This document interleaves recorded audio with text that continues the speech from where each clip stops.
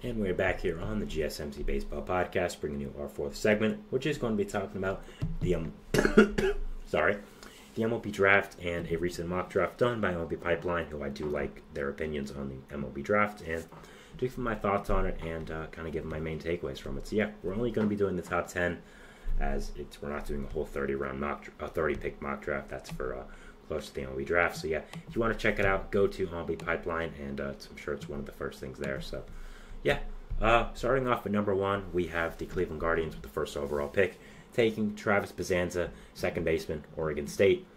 I completely agree. I think this is a very realistic pick. I think at this point it's between him, Chase Burns, Jack Caglione, and Charlie Condon. It seems like right now the Guardians do like Bazanza the most out of all the other players, and I think he'll be a little cheaper than a guy like Condon or Caglione, but still is a fantastic player. Lefty swinging second baseman from Australia. Some of the best pure hits who we've seen in the draft for a little while now. So, yeah, no problem with this pick here. I think this is very realistic. Good pick. And, yeah, they do say at the end that there's a possibility that the Guardians try to save a little money and take a player a little bit a little bit down in the draft, so they could potentially save money to spread it all around for other picks in the second and third round. If that is the case, I would think they maybe take a guy like Hagen Smith here, Nick Kurtz, J.J. Weatherholt, Braden Montgomery, Connor Griffin, but I think this is a once-in-a-lifetime opportunity to be able to be a Guardians team that jumped up like 10 spots in the draft lottery last year and are now one of the best teams in the MLB, having the first overall pick.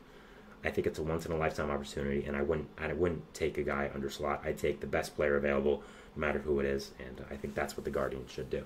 If they think it's Bazanza, I have no problem with that, and I think he's a realistic pick. Number 2 here, we have the Reds taking Chase Burns, right-handed pitcher from Wake Forest. This is a little bit of surprise here.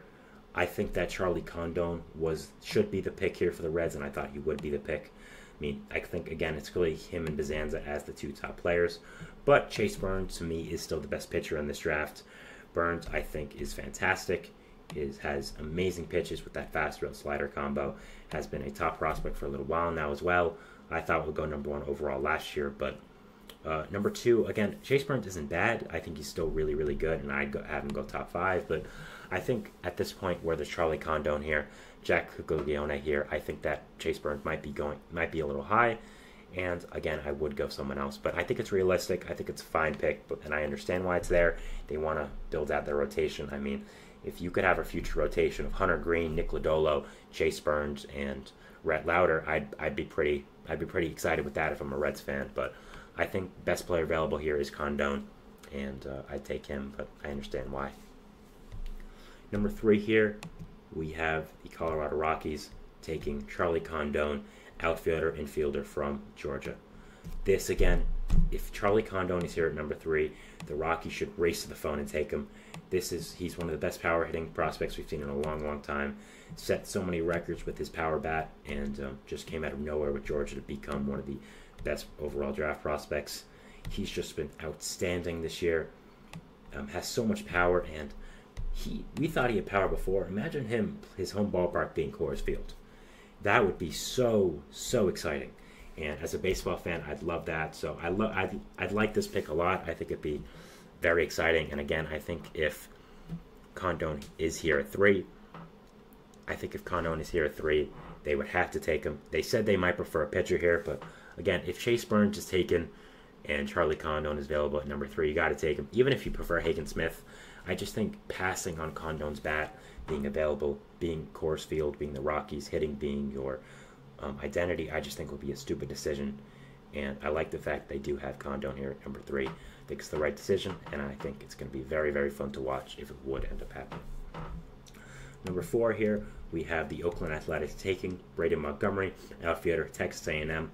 Again, I'm not the biggest fan of Braden Montgomery, but if the A's want to go a little bit under slot here, I do think this makes a lot of sense. And if they like him a lot, I think that, again, this is a good pick. I still think he's a good player.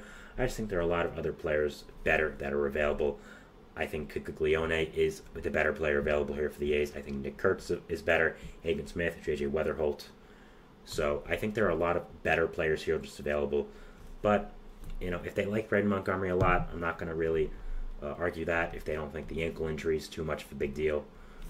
Again, a good pick still, a good player. Can't really go wrong at number 4, but I would have some other players here, but I think it's realistic, and I still think it's a fine pick.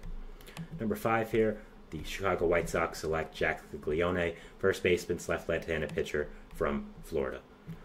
Yeah, if Caglione is here at number 5, Cags, I'm just going to abbreviate to Cags because I'm not Italian, I can't pronounce that name.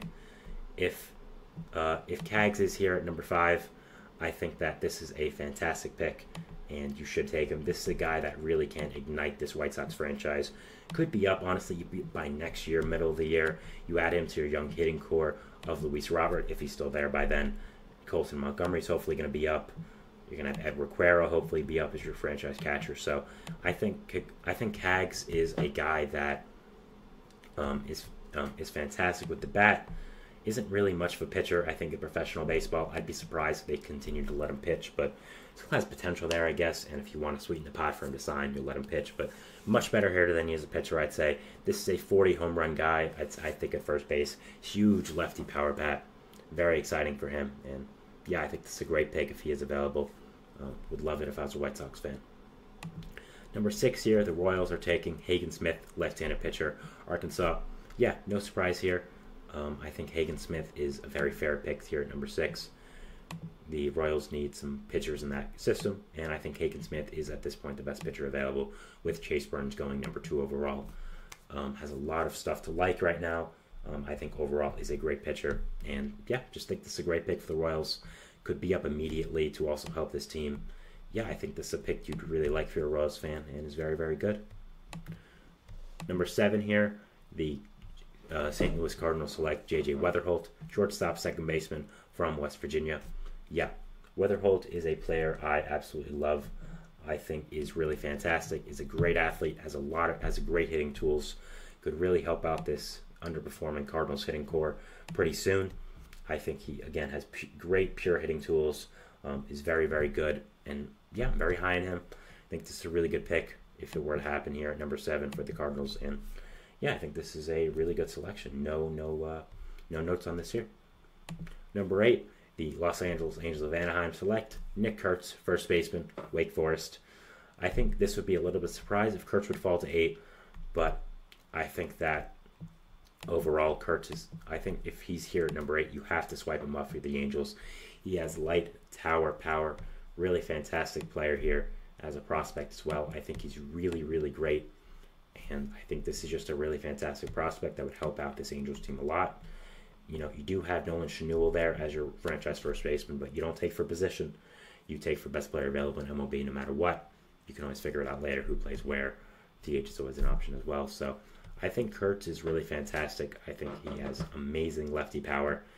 And yeah, I think that if he's here at 8, as the text here says, I think they would have to jump on it. Number 9, we have the Pittsburgh Pirates selecting Connor Griffin, shortstop outfielder from Jackson Prep High School in Mississippi. This is a good pick here. I think Connor Griffin is probably the best high school hitter in this draft right now.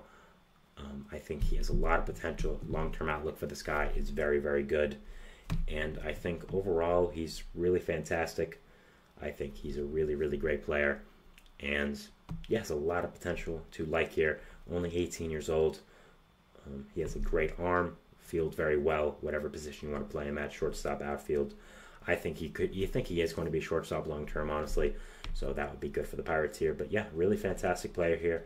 And no notes. I think this is a great pick and very realistic and good. And finally here at number 10, we have the Washington Nationals selecting Bryce Rayner, shortstop out of the baseball powerhouse, Harvard Westlake High School in California. Number of players have come out of here. This, again, is a fantastic pick. I think Bryce Rayner brings a lot to the table as a prospect, is really, really great. Really power-hitting left-handed shortstop. Brings a lot of just pure hitting ability as well. So, yeah, I think this is a good pick for the Nationals.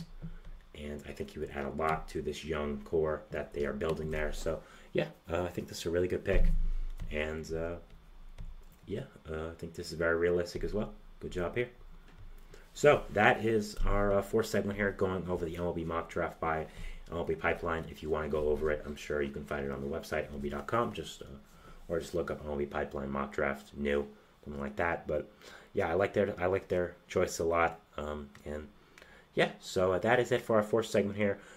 If you are watching on YouTube and not live, here's a video you can watch for more content. Here's another one as well. There we go on the other side.